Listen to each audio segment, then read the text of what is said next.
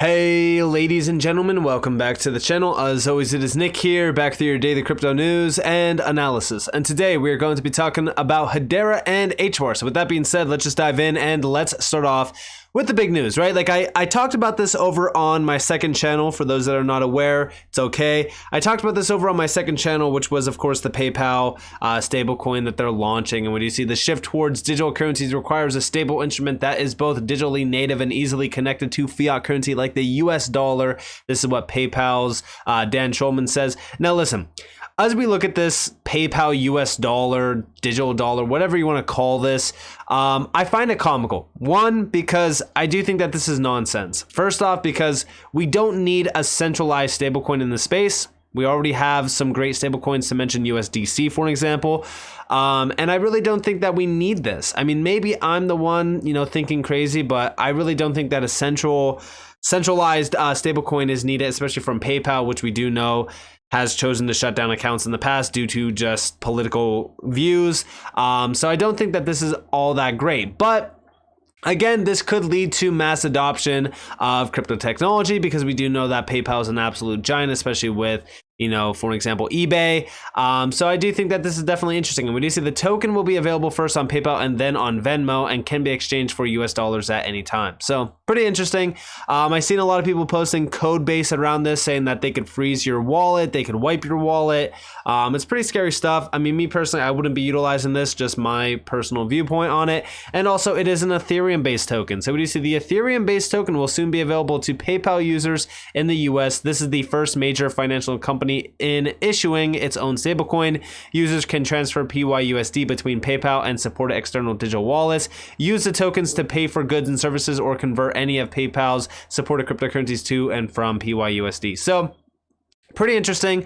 Obviously, listen, I think that this is great because we are seeing companies now finally realizing like how big Web3 is going to become. And we even do see down here like the shift towards digital currencies requires a stable instrument that is both digitally native and easily connected to fiat currency like the US dollar. But he also goes on to say our commitment to responsible innovation and compliance and our track record delivering new experiences to our customers provides the foundation necessary to contribute to the growth of digital payments through PayPal USD.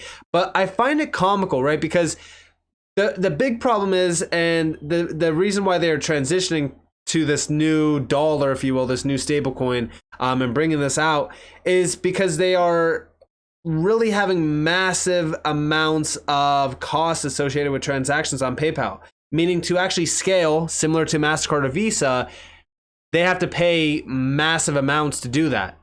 So I don't understand the idea of going to Ethereum, but hey, more power to them. I did say, however, over on Twitter, though, I said, I actually think that the new news around PayPal solidifies the idea that it will start with Ethereum.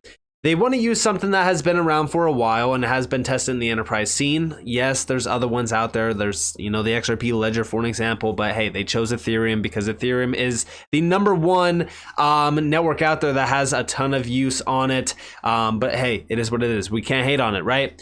It will all start with Ethereum, and then they will realize the alternatives. We already know of a few projects that migrated from Ethereum over to Hedera. This will be a slowly but surely scenario. You can't argue how efficient or inefficient, Ethereum is, but it has been the go-to for enterprises for now. And I did put for now in all caps. The future giants are here though. And two I personally love are Hbar and of course Casper. Now, like I said, yes, there's a ton of projects already out there that have transitioned from, Ethereum over to Hedera. And I do think that this is going to be a trend that continues. First and foremost, of course, LG. LG shuns Ethereum, picks Hedera for television NFTs. Remember this? Well, this was back in 2022, and this got recently updated in May of 2023 because, again, LG came out and talked a little bit more about how efficient Hedera is. And, they've been building with them since 2020. And they even did talk a little bit about how inefficient Ethereum is.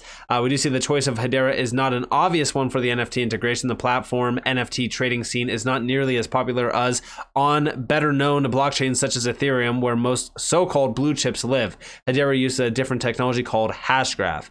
And he did tell CoinDesk in an email, the platform aims to make NFTs accessible for users looking to step into the scene. And the big thing is, right, like, how could you expect regular retail individuals to jump into NFTs if they are paying $100 plus per transaction on, Ethereum? You can't. And I think that that's what's really setting Hedera apart from Ethereum and all major other, projects like Casper, for an example, is the lower, fees on transactions or the efficiencies tied to it. Like, to me personally, I think that we need to wake up to the idea that Ethereum is old age technology. It's just a matter of time, right? Like, that's all it really is.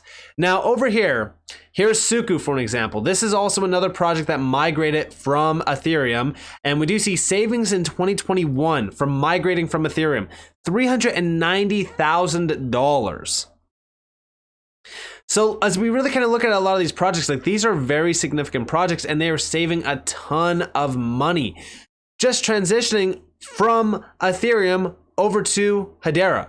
What do you see in 2021, based on projected application usage, Suku would be paying between $337,500 to $450,000 per year on transaction fees. This is compared to $1.50 to $2 on Hedera Hashgraph. Think about that.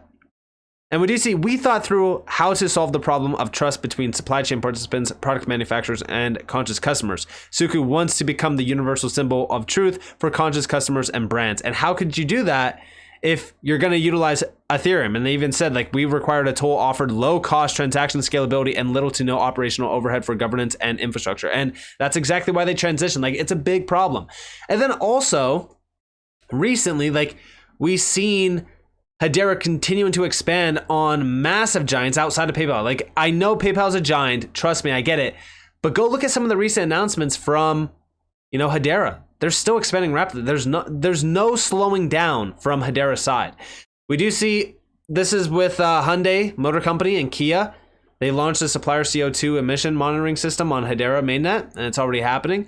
And then also, right, like, we've seen recently that Ethereum has most developers, but these newer chains are growing fast. And this was from January, right? January of this year. Now, within this, they did mention a few networks. I don't know. I might be wrong on this, but I don't know if... So Hedera was actually mentioned as one of them because Hedera had a ton of development happening in 2023. And today we do know that it's significant. It's even more significant than then as well. Here we have over here, are you a builder in the Hbar ecosystem? The Google Cloud Web3 startup program with benefits for Hedera builders is open. So I do think that this is going to continue to grow, especially through Google Cloud. It's a huge stepping stone for a lot of developers. But then also recently we've seen from Masari Crypto, and this got posted by Elaine Song. It's been a busy week, but as always, thanks to Nick D. Garcia and the larger Masari Crypto team. My takeaways, from the state of Hedera Quarter 2 2023, 66% in network revenue, 65% in daily new accounts, 128% in daily actives. When it comes to network revenue, the growth is clearly driven by the consensus service. HCS accounts for 98% of transactions and 82% of network revenue. By comparison, token service, HTS accounts for about 0.04% of transactions, but 7.78% of revenue. More new accounts created in the first 6 months of 2023 than existed by end of year 2022, similar to last quarter. That growth, some largely from retail. Continued focus on retail users coming to market with 77% of new accounts created by THF grantees. And then down here, we do see account activity is also increasing, about 288% growth in average daily actives year to date. While there are peaks, the baseline increases. As I mentioned before, increasing the percentage of active accounts is a top priority. And down here, the Hedera Foundation is also continuing its focus on developers. The network is also seeing increased activity on the smart contract layer with an all-time high in active users this quarter. Yes, this is continuing to expand rapidly. And in conclusion, we're starting to see a lot of things coming together with the Hedera ecosystem. Maturity is starting to reflect on-chain in network revenue, active users, and development activity. And remember, right, like, Hedera is still very early on in this market, but now it's becoming a giant. And I do think that's only a matter of time. I really do think that's only a matter of time until we start to realize the power behind Hedera. Like I know that everyone looks at Ethereum and they think that's going to be the chosen one forever.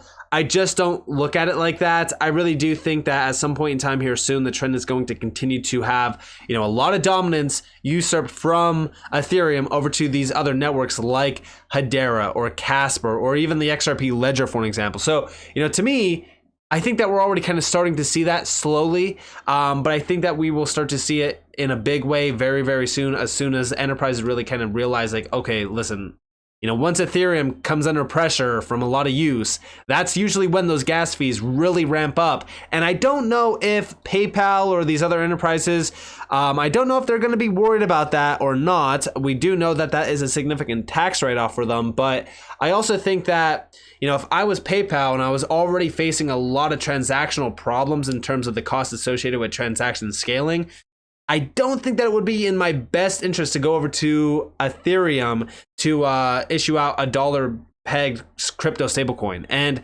again, I don't know how this is going to look, but from what I've seen, doesn't really look all that great. Maybe I'm wrong, but I do think that they could have very well have chosen a better chain than Ethereum. And I'm not an Ethereum hater. Listen, I've held Ethereum in the past. I just don't really care to hold it today because I'm looking at the best in class technology. And the best in class technology, like I've shared it many times, you look at Hedera, you look at Casper, you look at all these other chains, like these are very beneficial chains that have a ton of great efficiencies tied to them. And it seems as though like they're going to be the future giants. Ethereum is technically second generation technology. We're already on the third generation technology. And I think that a lot of the major announcements that we've already seen from LG to, these other smaller companies, but then also the other larger announcements with some of the recent announcements and developments coming from the Hedera scene, like I think that these are very significant to mention simply because like, we're looking at PayPal and we're like, all right, well, this is a massive giant. Like, why didn't they choose Hedera? I'm honestly not really worried about it because we've already started to see a lot of giants choosing Hedera over Ethereum and over other chains. So, to me, I think maturity in the market is needed for Hedera to really kind of become the chosen one, but I think that they're starting to become a giant in this space, and I think that they've been a giant for a very long time. And if, of course, you have been doing a lot of research on the development and the statistics behind Hedera, then obviously you are aware of how large they are becoming in such a short amount of time. They continue to grow every single day, and I always say, like, you got to really focus on the fundamentals here, not just like price, not just like, oh, hey, like this project chose Ethereum. Does that mean that Hedera's out of the picture? No, it's not, right? Like you really need to focus on who's also tied to Hedera at this point. And from what I've seen, they're pretty large corporations and enterprises. So with that being said, I hope that you guys enjoyed this video. If you guys did, definitely leave a like, subscribe, turn notifications on if you guys want free content. You guys are more than welcome to follow me on Twitter and join the free Discord down in the description below. Others, up to you all have a beautiful day or a beautiful night wherever you guys are in this video. That's been Nick. Peace out, guys.